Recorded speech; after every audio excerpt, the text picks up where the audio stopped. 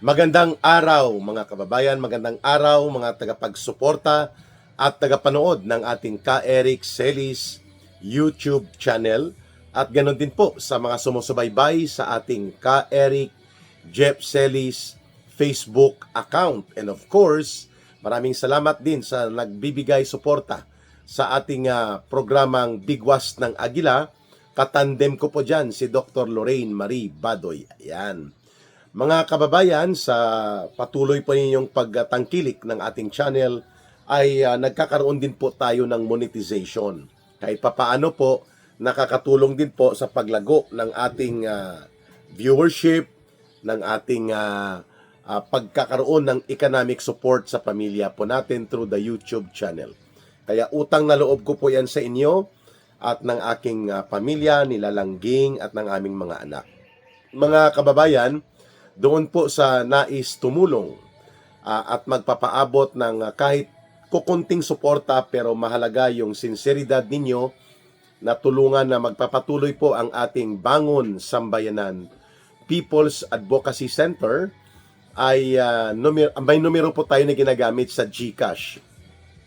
Ito po ang GCash line na 0916 308 7710. Uulitin ko po ilista po ninyo kung may ballpen at papel kayo mga kaibigan, mga kababayan na nais tumulong sa pinagsusumikapan po ni Ka Eric at ng mga kasama ko na ipaglaban ang tamang pamamahala, isulong ang good governance at manindigan laban sa korupsyon sa gobyerno at kaabusuhan sa kapangyarihan.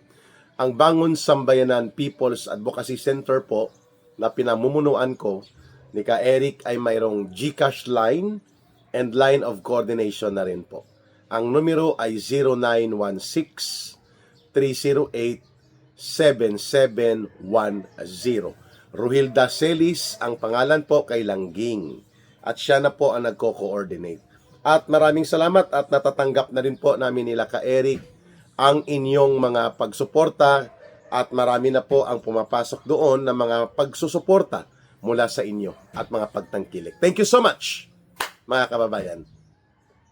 Sa puntong ito ay bibigyan po natin ng update sa ating balita at talakayan itong nangyari po na pagsumiti o pag-file na ng legal defense team ni Vice President Sara Duterte ng formal na petisyon sa Korte Suprema upang questionin ang kaabusuhan, kalapastanganan sa proseso ng pagsasagawa nitong binabaluktot na impeachment process laban kay Vice President Sara Duterte na nagaganap dyan sa house ni Tambaloslos. Tamang-tama lang po itong timing nito sapagkat nung nakaraang linggo bago mag-Holy Week, nagsampa rin po ng petition for certiorari sa Korte Suprema sila Attorney Torion at mga abogado galing sa Davao and other lawyers na nag-volunteer as petitioners. Dito po sa lantaran na pang-aabuso, lagpas sa kapangyarihan nila na ala mini kangaroo court trial na nagaganap po dyan sa house ni Tambaloslos. Walang ibang kumukumpas kasi niyan ng kaabusuhan na niyan. Maliban na yan ay kinokonsente naman talaga ni Marcos Jr. dahil pakinabang siya sa patuloy na pagde-demolish sa integridad at katayuan sa politika ng mga Duterte. Wala naman pong nagbabago. Mas lalo lamang pong lumalakas at tumatatag ang pagsuporta ng mga mamamayang Pilipino na uhaw na uhaw sa Duterte brand of leadership. Kahit ano pa ang gagawin nilang demolition attack laban kay Vice President Sara Duterte at kay former President Duterte, nananatili po na ang mag-amang ito, yung dalawa, lalo na si former President Duterte nakapiit na at illegal na nakakulong sa Netherlands dahil sa pagtataksil at patraidor na pagpapadukot, pagpapakidnap nila Marcos at Romualdez, kasabwat ng ICC, nananatili po na napakataas ng trust and approval rating ni Pangulong Duterte kung iso-survey po ninyo ang mamamayang Pilipino. At alam din po yan nila Marcos at Romualdez that even ano pa ang gawin nila, hindi po natitinag. Patuloy lang na lumalakas at dumadami at tumatatag palalo ang mga nagsusuporta at nagmamahal sa Duterte brand of leadership. Kaya naman po, tamang-tama lang itong pagdulog ng legal defense team ng mga abogado na nagtatanggol para kay Vice President Sara Duterte at si Sara Duterte mismo bilang petitioner sa Korte Suprema in her capacity as the accused dito sa binaluktot at pansit canton chop suey. Binaluktot na pansit canton at chop suey na style ng impeachment process na muli na namang inaabuso ng mga tauhan nila Tambaloslos sa utos of course ni Martin Tambaloslos and who else. Okay? So ano pong argumento ni Vice President Sara Duterte as prepared by her legal defense team sa pagdulog sa Korte Suprema? Ang sabi po doon sa argumento na lumabas po sa media, itong summary points of petition ni Vice President Sara Duterte, una, ang ginagawa ng House of Representatives sa pamamagitan nitong Committee on Injustice nila ay isang fishing expedition at nagkakaroon na ng mini trial. Ano po ang pakahulugan yan? Ang trial po kung magkakaroon man ng paglilitis sakaling ito ay maindorso na ng House of Representatives, ang impeachment complaint sa Senado po yan. Kaya nagkakaroon ng pagbubuo ng Senate Impeachment Court. Sapagkat under the Constitution, sa saligang batas, the trial of impeachment cases shall be conducted by the Senate at the Senate Impeachment Court. So, iko-convene at magbubuo ang Senado ng kanyang kapulungan para maging impeachment court na nakasaad sa saligang batas. Doon ang trial. Doon po ang presentation of evidence, witnesses, testimonya. Doon yan aayusin, doon lilitisin. Pero ang nangyayari ngayon dahil walang ebidensyang hawak, ang mga complainants na sinulsulan at ginamit nila Tambaloslos at Marcos para atakihin si Sara Duterte, nagkakaroon ngayon ng mini trial para pigain at palabasin ang di umano mga ebidensya. Ikaw ang complainant, kayo ang dapat mag-present. Ang role lang ng House of Representatives, ang kanilang tungkulin, i-facilitate a process, tanggapin at desisyonan kung sapat ba ang batayan sa form and substance. Sa form kung ang mga requirements sa pagsusumiti ay nandyan, batay sa requirements ng batas, lalo na sa saligang batas. Nandyan ba ang mga nilalaman ng reklamo? Kung kulang, i-dismiss. Kung sapat na, sa tingin ninyo, i-iakyat nyo na sa Senado, pagbutuhan nyo. Hindi na magsagawa ka pa ng trial. Pipigain ang mga bank officials, pipigain ang ombudsman, ang Commission on Audit. Bakit? Doon nyo yan gawin sa Senado at magpalabas ng evaluation ang Senado kung tama at mayroong totoo at makatarungan na batayan ang pagsasampa ng reklamo laban sa Vice President. Pero kung gagawin nyo yan dyan sa House of Representatives para tulungan ang inyong mga sinulsulan na complainants na mga miyembro ng evil society, hindi pwede yon. Ang tawag po dyan ay abuso sa kapangyarihan, grave abuse of discretion and authority. Yan ang unang argumento ni Vice President Sara Duterte. Tama naman po. Kaya nga magpapalabas di umano ng subpoena itong dahil kay Speaker, may maleta tayo. Dahil kay Speaker, mayroon tayong flood control na ninakaw natin at kinulimbat.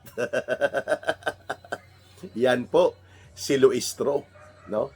Attack dog yan no? Rabid attack dog, naglalaway na asong ulol ni Martin Tambaloslos, itong si Luistro, si Tere Ridon, At itong mga komunistang terorista kagaya ni Antonio Tinio, ang kabat ng Alliance of Communist Teachers, ng Kabataan NPA Recruiter Party List, at pati na rin po ang Gabriela NPA Lovers Party List.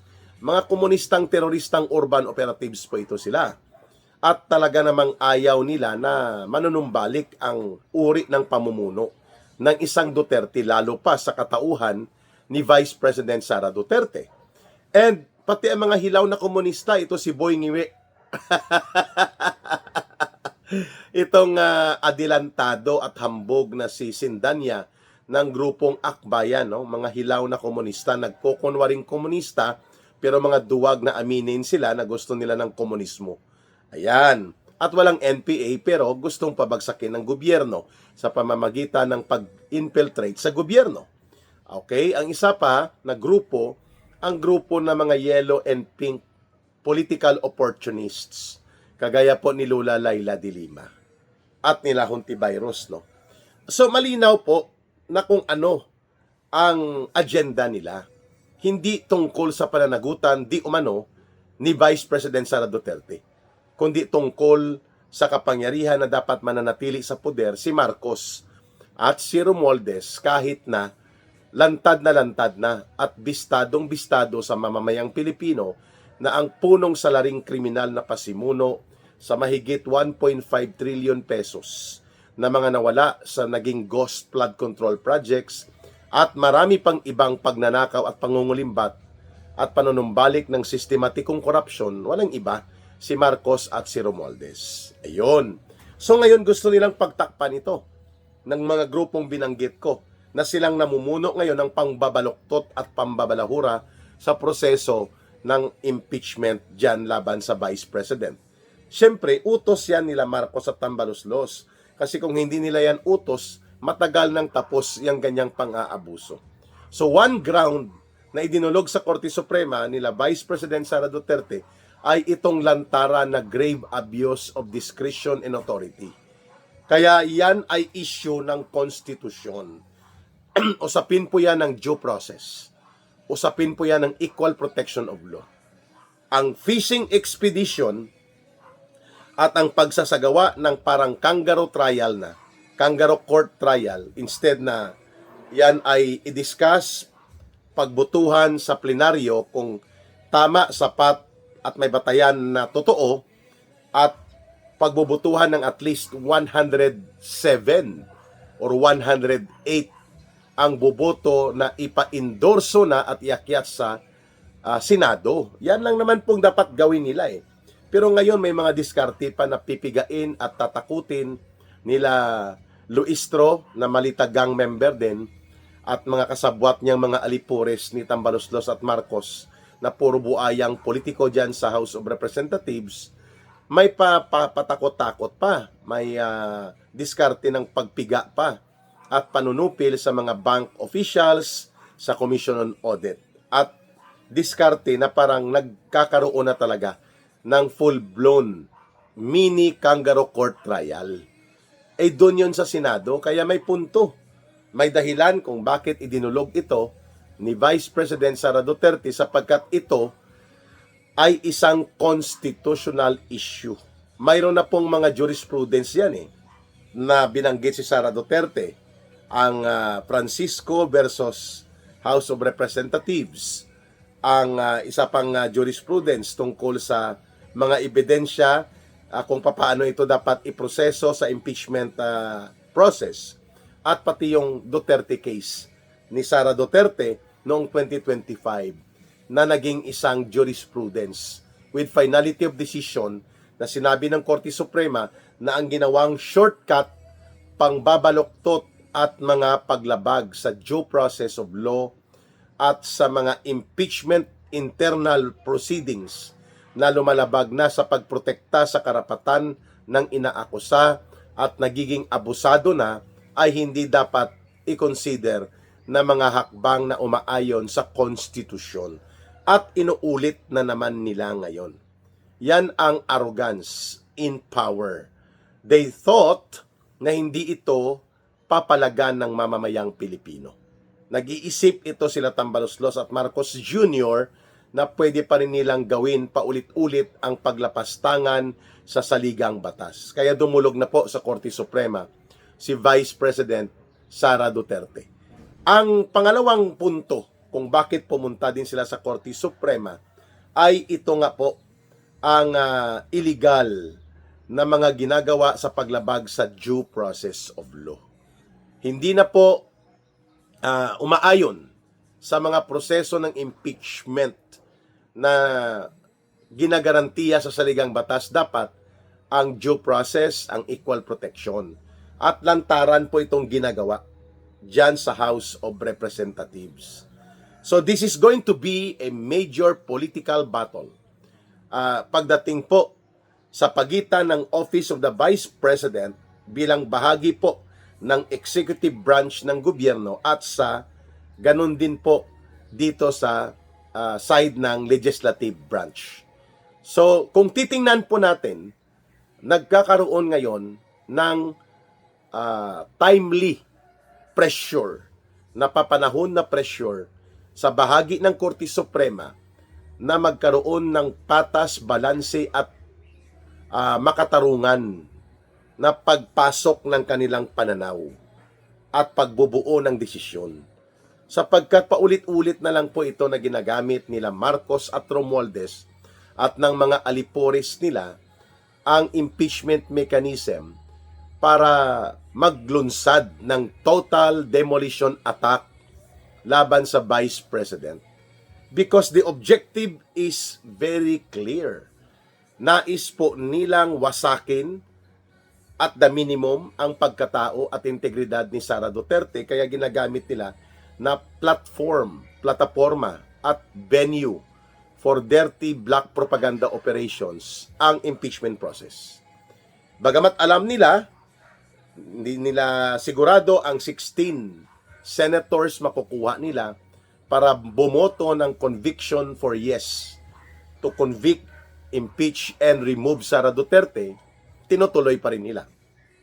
Mga kababayan, nila Marcos, nila Romualdez at mga tauhan nila.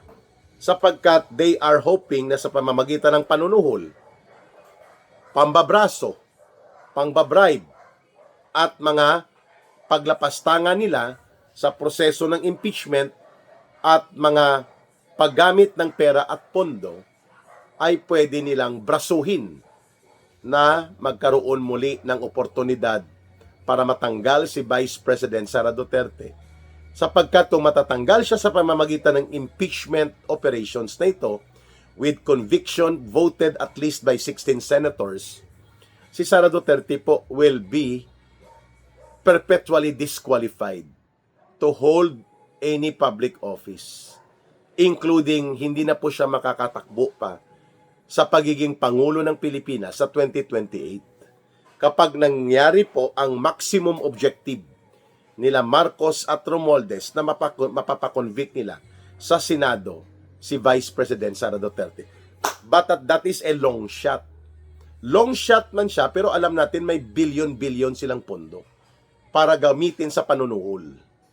Pero hindi ganon kadali po manuhol at mangsuhol at magkaroon ng pagpamimilit o kaya ay pambabribe sa mga senador. Malalantad at malalantad yan, mga kababayan. Mabubulgar at mabubulgar yan. Kasi right now, they have only at least 6 na sigurado nila na pwede nilang pilitin na bumoto para mapakonvict si Sara Duterte. Una dyan si Tota Soto, si Hontiveros, si Pangilinan, ang magkapatid na Tulfo, si Ping Lacson, 6 lang. O idagdag pa natin dyan si Bam Aquino kung boboto siya, 7. But we are sure that the other senators, kahit kay Bam Aquino, hindi sila sigurado na boboto ito para sa pagpapakonvict kay Sara Duterte. Knowing that Sara Duterte is still the frontliner, the frontrunner, at walang pagtinag, nangunguna pa rin po na magiging presidente ng Pilipinas sakali mang magkaroon ng eleksyon ngayon, sa susunod na mga araw o kaya sa 2028. Klaro yan. So kung ikaw ay tumitingin sa iyong political future, hindi ka basta-basta magpapaanod dito sa mga gagawin na pangbabaluktot nila Marcos at Romualdez. Pero syempre, kung tumataginting na 1 billion per senator ang ibabudget nila, which they can do that, that is only 16 billion. What is 16 billion? Doon sa ninakaw nila na hundreds of billions of pesos. Sabi ni Saldico at ng iba pang testigo sa estimate, hindi bababa po sa 100 billion pesos ang nakulimbat nila Romualdez at Marcos bawat isa sa kanila. So, madali po nilang gawin yan, pero mahirap nilang palusutin. Ayan. Kaya tama lang po na ito ay dinala na, dinunug na sa Korte Suprema. So, pero, tingin natin, baka hindi maglabas ang Korte Suprema ng restraining order na ipapatigil ang ginagawa sa Senado o sa Kongreso. Aantayin nila na talagang magkaroon ng pagbubuo ng mga hakbang ng abuso at mga panglapastangan na ito bago mag-decide.